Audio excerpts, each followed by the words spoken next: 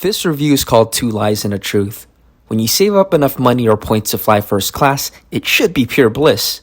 Unfortunately, I was mostly angry today on British Airways' 777, and let me tell you why in a second. Let's go.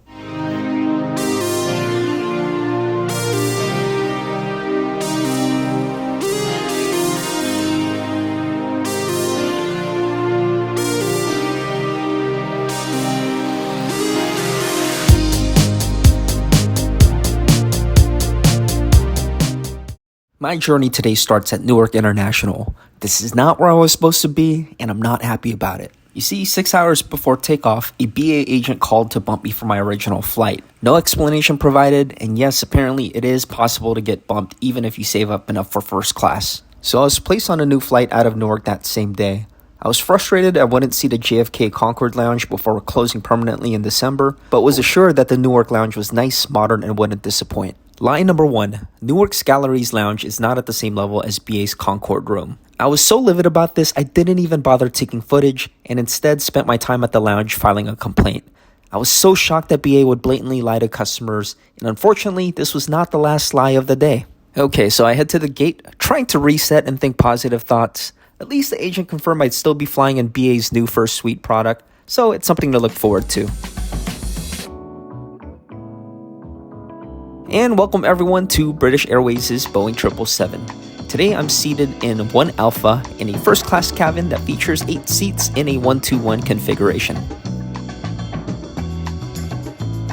Alright, let's take a closer look at the seat.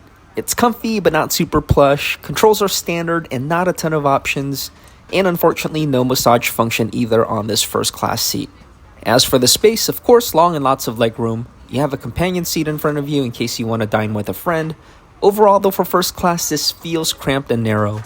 Also, having to pull your monitor from the side screams business class layout.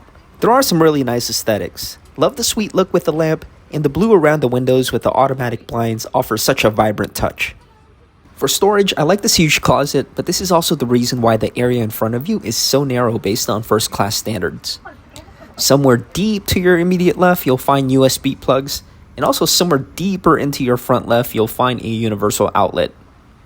Let's check out the tray table. It's huge, but the problem here is you can't slide this at all, so when you're dining and have to pee, sorry, you're out of luck. Overall, this feels... Wait, hold up. Why does this look old, and where are my suite doors? Earlier, the BA agent who bumped me also promised I'd still be in their newest First Suite product. This is definitely not that. In fact, I was lied to again and placed in the oldest first-class product out of their entire fleet. I was and am still very livid about this. This is not what I saved and paid for, but I'm going to continue with the flight review. Time to get ready for takeoff on this very old first-class product. Hot towels are always appreciated, and we're also treated to some very high-quality and plush slippers. Actually, best one I've ever had on a flight. And finally, the welcome champagne. This is the LPGS, which retails for about $250 US.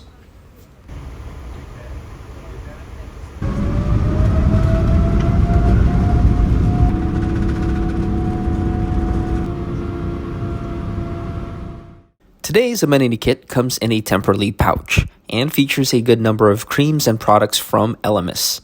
To the right, you'll also have the basic grooming and sleeping kits. And here's a flyby of the menu. I'll let you peruse through the food and drink selections, but word on the street is they've made some major upgrades in this department recently.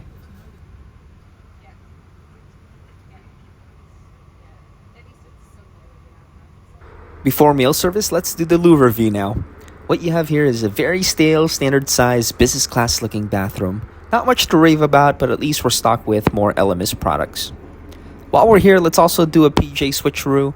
And I must say, the material here is pretty comfy and super soft on the skin. Tray table and white tablecloth action on, and first up are the canapes. From the left, we have beef tenderloin, grilled shrimp, and sweet potatoes. All three were delicious, but the sweet potato and asparagus were the clear winner here. Okay, I've already shared the 2 lies, but now it's time for the 1 truth. The truth is, the FAs on this flight were incredible. I shared why I was angry with BA, but they did everything they could to cheer me up, including giving me this amazing wine tasting experience. Time for the starter, and what we have here is a delicious duck breast full of smoky and deep savory flavors. Next up, the main course. I had the sea bass, and I have to say it was underwhelming. It wasn't cooked very well, kind of like microwave frozen fish, and severely lacked seasoning. Thankfully, what came next made up for it. I was presented with a variety of high-quality cheeses. My favorite from this group was the Danish blue cheese. The sharp flavors went really well with the sweet chutney. And finally, dessert, I ordered a chocolate mousse, which was full of bright and bouncy flavors, which was a fantastic way to wrap up a decent first-class dining experience. IFE review time, and again, I was tricked by BA into this older first-class product, so everything from the remote and monitor are outdated. Low resolution, not responsive, but a reasonable selection of movies and TV shows. As for the noise-canceling headset, had a premium look and feel, comfortable to wear, and passes the big head test. Let's check out the sleeping gear. 2 pillows, one was airy and soft, the other one was more firm, great for your lower back. The blanket, average but enough to do the job of keeping you warm.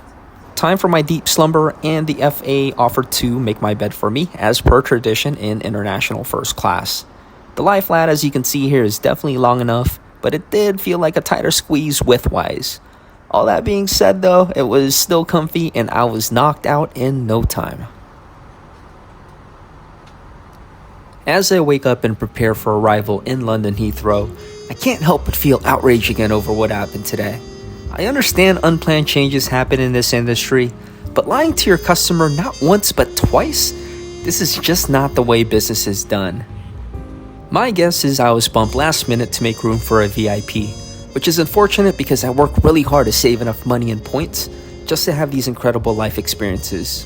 Of course, I went ahead and filed a formal complaint to see if I can get my points and money back, and if you're curious how BA responds, I'll update the status in the comments section below.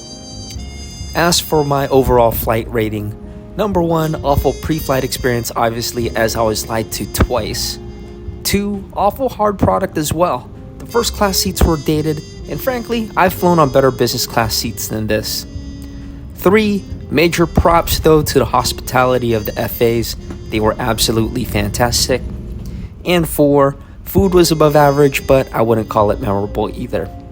Hope you found today's review helpful, and please don't forget to like and subscribe. See you next time.